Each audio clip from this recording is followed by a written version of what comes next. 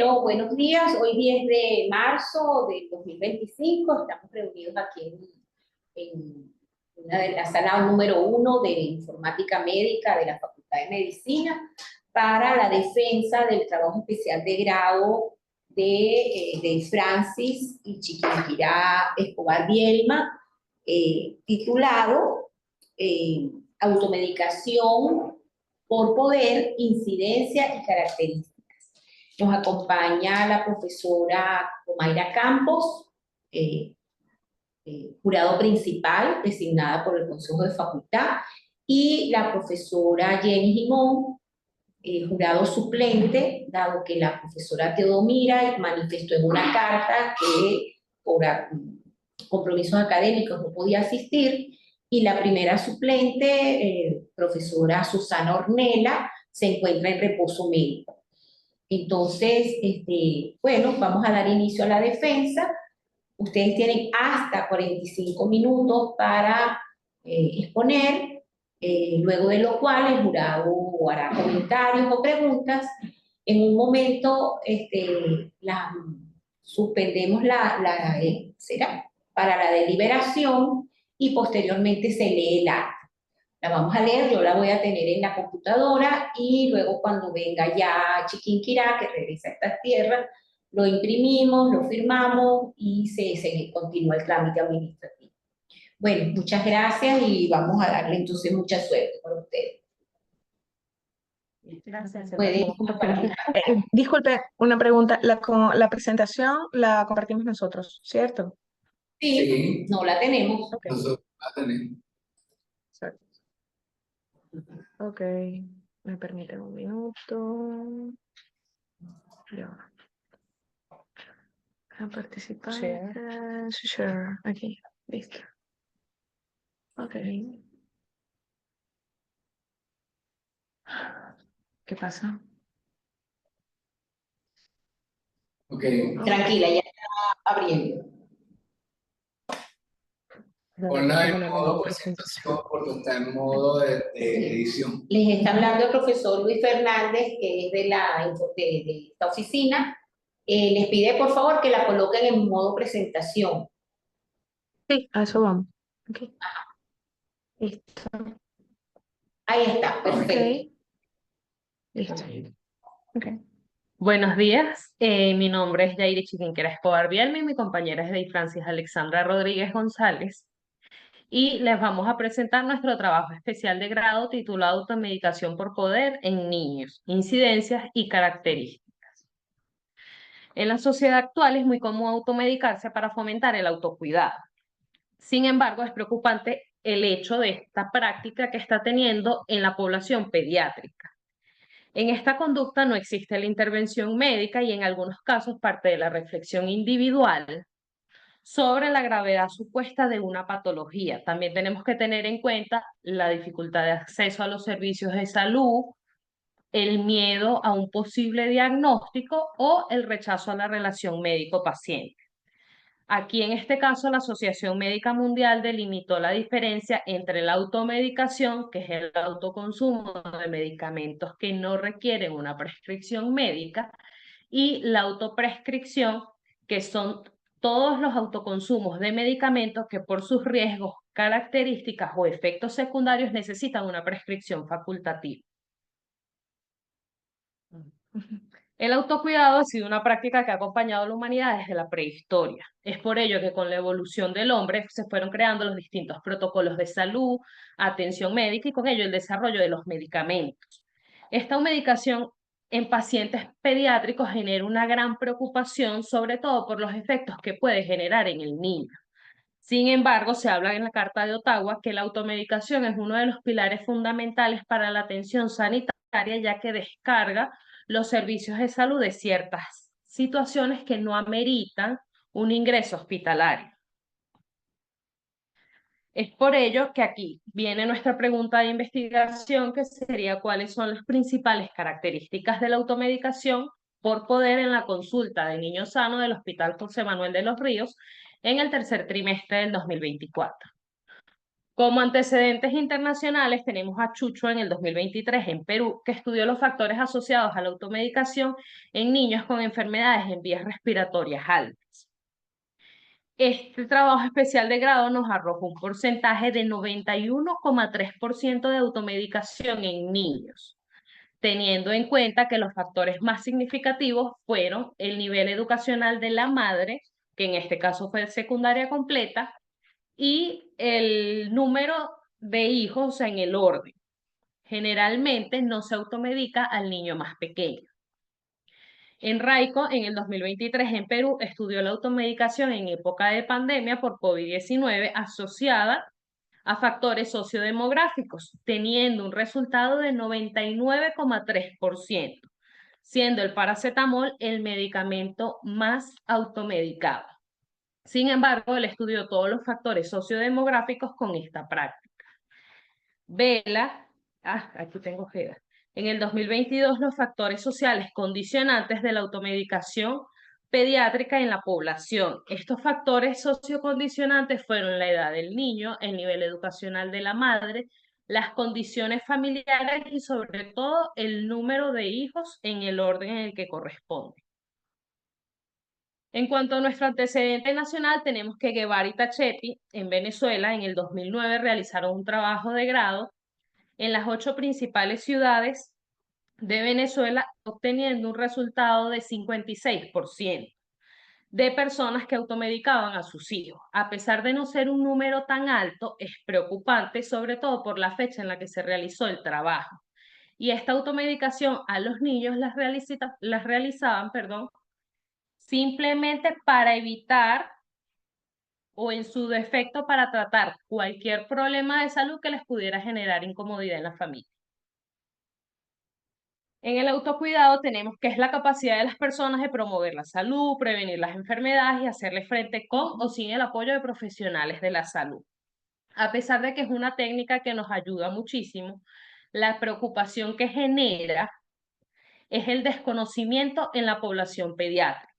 En cuando hablamos de la automedicación, que se compone del lexema medicación, que significa propio por uno mismo, y del prefijo de auto, esto nos da como resultado el término de la automedicación que ya le habíamos explicado anteriormente. Sin embargo, las repercusiones negativas que se están viendo a nivel pediátrico son preocupantes. Entender la importancia de la práctica de la automedicación se puede enfocar desde dos perspectivas, su frecuencia y sus repercusiones. Cuando hablamos de la frecuencia, es que los casos que mayormente encontramos en la automedicación son los dolores, por ejemplo, la cefalea, que es uno de los más frecuentes en la población pediátrica, tenemos las fiebres y problemas gastrointestinales, así como también ciertos suplementos vitamínicos, que se automedican frecuentemente.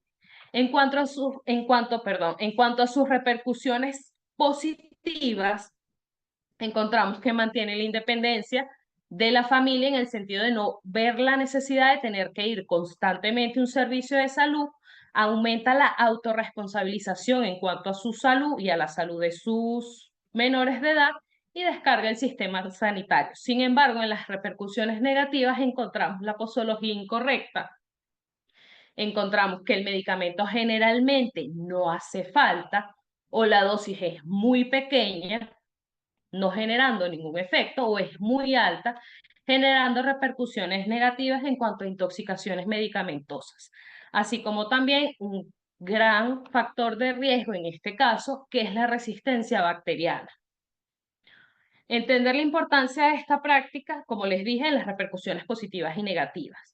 Cuando hablamos de la automedicación en niños, que es la autoprescripción de medicamentos a un niño sin indicaciones médicas por parte del padre de familia, encontramos generalmente que ocurre por las madres. Sin embargo, hay ciertos casos donde hay personas externas que están influyendo en esta práctica que lo estamos viendo como cotidiana. El rol de la enfermera especialista en pediatría y puericultura juega un papel fundamental, ya que en nuestro caso tenemos la promoción de la salud, la prevención de enfermedades y la atención a niños enfermos. Ok, Yo les voy a hablar acerca del objetivo general de la investigación. Nuestro objetivo general es analizar las principales características de la automedicación por poder en los niños que asisten a la consulta del niño sano del Hospital JM de Los Ríos en el tercer trimestre del año 2024. Nuestros objetivos específicos fueron caracterizar los aspectos sociodemográficos del niño y su representante, determinar las aptitudes del representante ante la automedicación, identificar las causas que promueven la automedicación por poder en esta población, establecer los fármacos y o suplementos alimenticios más utilizados, la frecuencia de la automedicación por poder. El método de estudio es, en los métodos, el tipo de estudio fue observacional y descriptivo, de campo y transversal prospectivo. Eso quiere decir que elegimos este diseño porque nos permite observar y describir el hecho en donde es sin intervención de nuestra, eso sería de campo, y enfocándonos en la situación que se vive exactamente en el hospital. Eso sería transversal y prospectivo, que recoge todos los datos propios en el momento exacto. El área de estudio fue el servicio del niño sano en el tercer piso del Hospital de Niños José Manuel de los Ríos, disculpen, pero es que me confundo, porque a veces pongo José Manuel y a veces JM, entonces mi mente está... La población y muestra fueron de 100 padres de familia y representantes de ambos sexos que acudieron con sus hijos al centro de salud durante los meses de julio y septiembre del 2024, respectivamente. El instrumento de recolección de datos fue un cuestionario validado por Atencio, que es uno de nuestros antecedentes, el 2020, modificado por nosotras y nuestra tutora, conformado por 17 preguntas mixtas, abiertas y cerradas, en el que el primer bloque es acerca del aspecto demográfico de la familia y el otro sobre la automedicación como tal. En el procedimiento se solicitó permiso en el servicio del niño sano del hospital, se sometió a la consideración de la Comité de Ética del Hospital JM de Los Ríos para obtener el aval correspondiente y se aplicó el instrumento y se analizaron los resultados. Todo esto cuidando el resguardo de la integridad de los participantes. Ok, vamos a hablar acerca de los resultados. El primer resultado es que el 40% de la población de las edades de los niños que más se automedican es exacto, es escolar y va de 6 años a 12 años.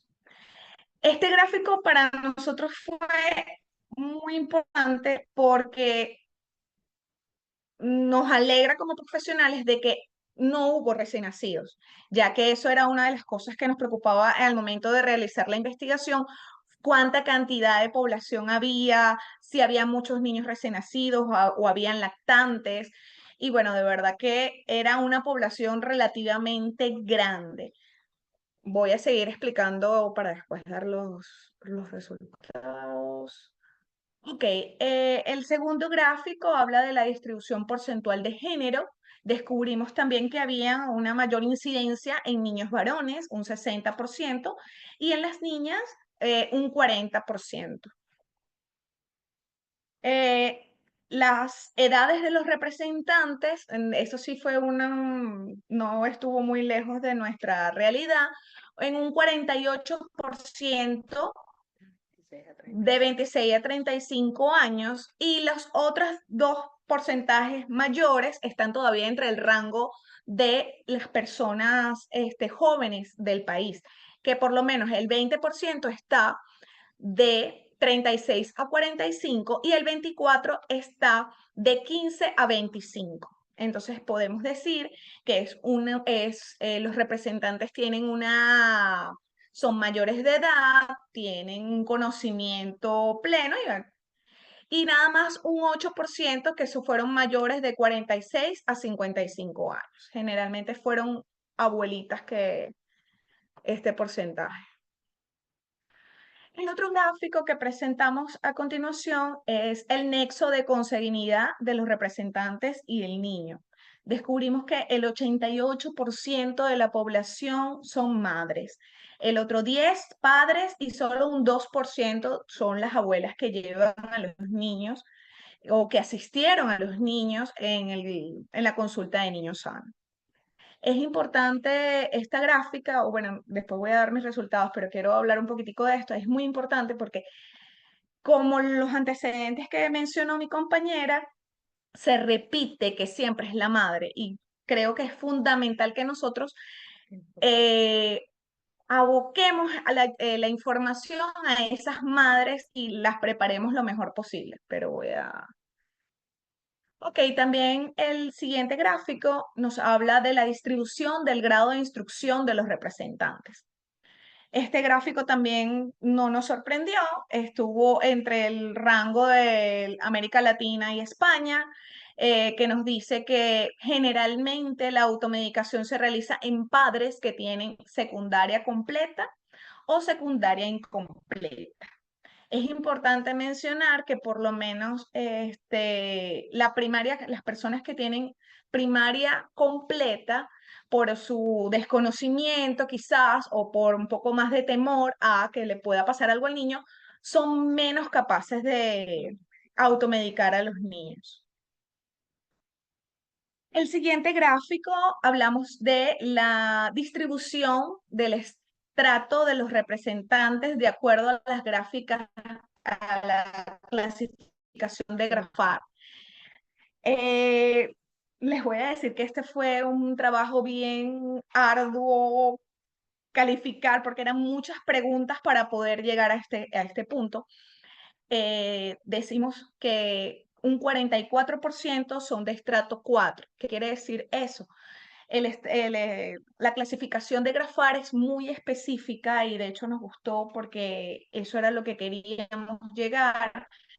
Preguntan cuántas personas habitan en casa, cómo es el tipo de casa, si tienen, cómo es el tipo de techo y es bien específico y por eso lo escogimos.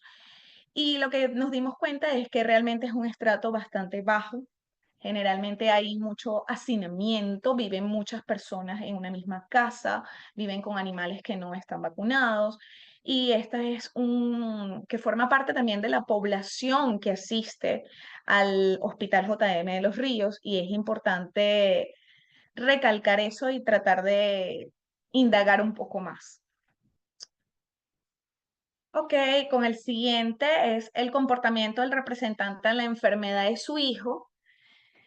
Podemos decir que el 46%, esta es la verdadera pregunta de nuestra investigación, este es el verdadero gráfico como principal, es que el 46% de los padres automedican a sus hijos.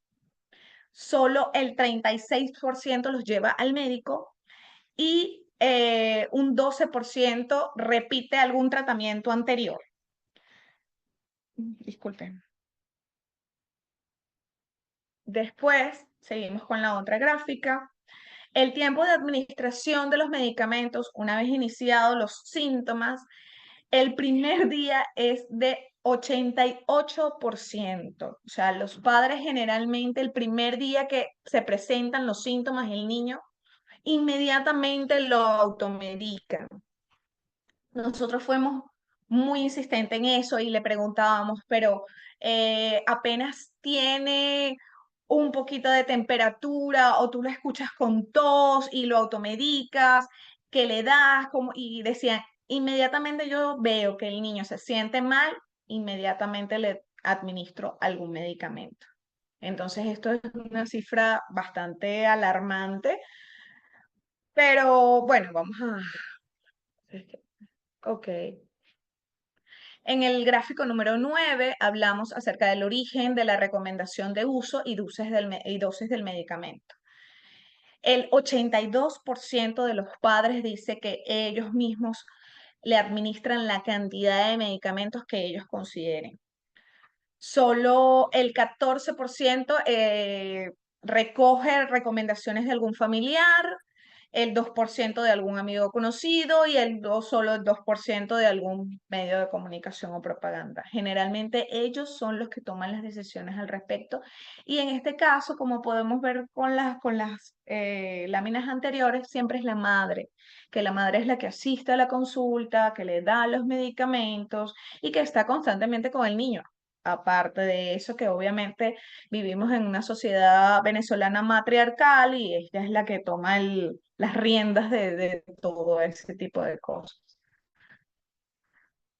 Ok, en el gráfico número 10, la distribución porcentual sobre la facilidad de acceso a medicamentos, podemos decir que el 96% de los padres nos dicen que es fácil para ellos conseguir los medicamentos de todo tipo. Y tienen que ir de medicamentos en sus casas. Tienen el 100%, que nos asombró muchísimo, el 100% tienen medicamentos en su casa. Y no solo medicamentos de automedicación, sino de autoprescripción. O sea, tienen antibióticos, tienen jarabes para la tos, tienen acetaminofén, tienen mucha otra cosa que, bueno, vamos a ir seguir hablando con respecto. Aquí vienen. Ok.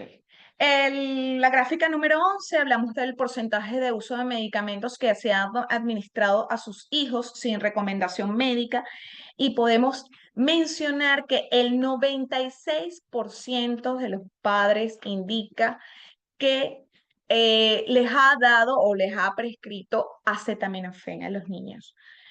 Solo el 82% habla de antialérgicos y de tipos loratadina o cualquier otra familia.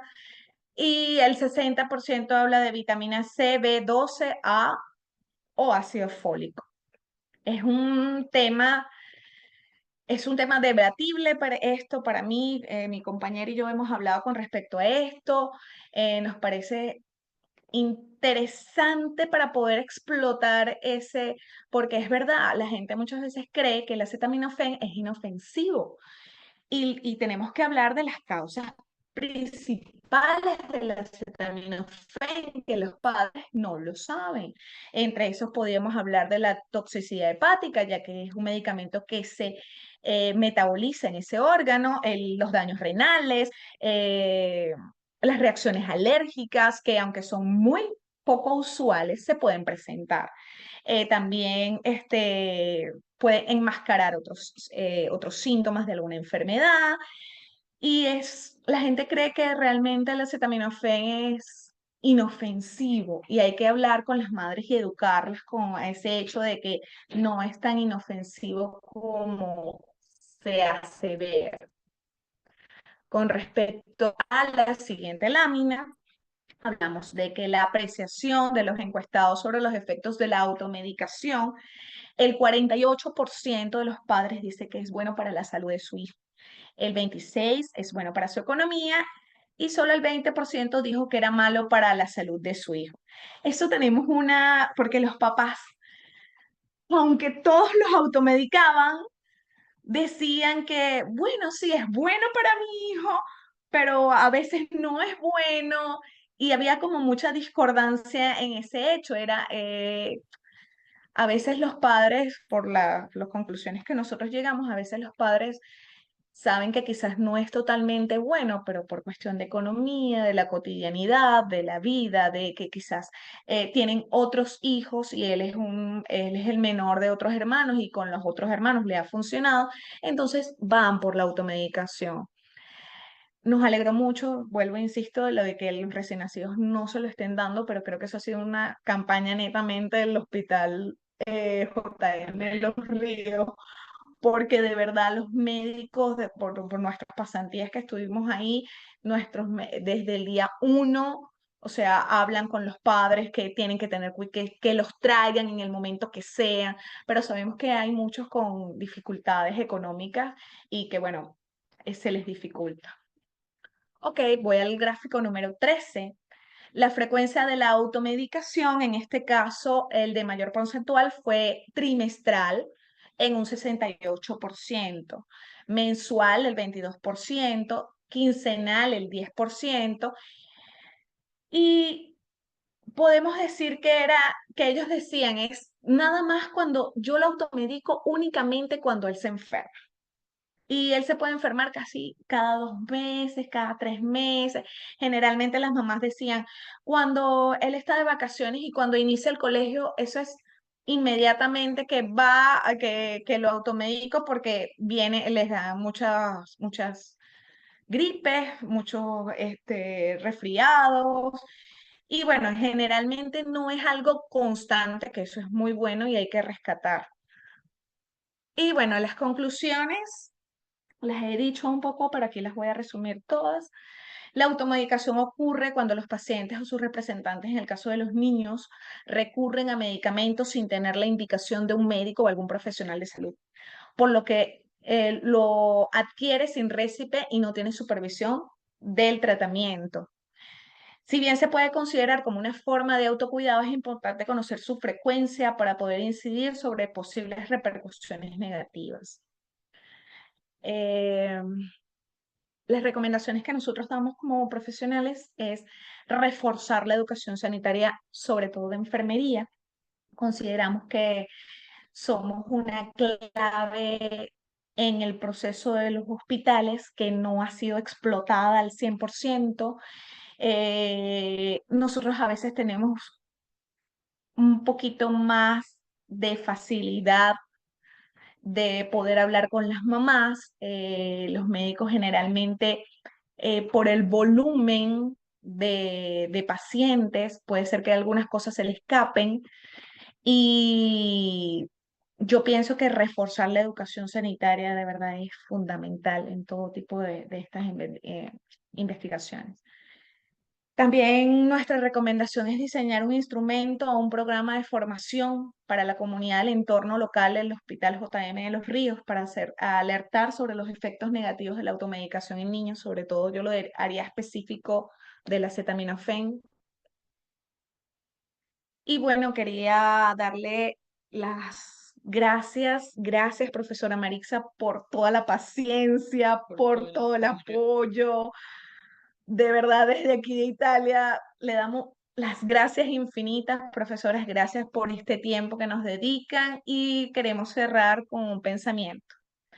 La salud no lo es todo, pero sin ella todo lo demás no es nada. De Arthur, ayúdame con el apellido. Schopenhauer. Gracias. Bueno,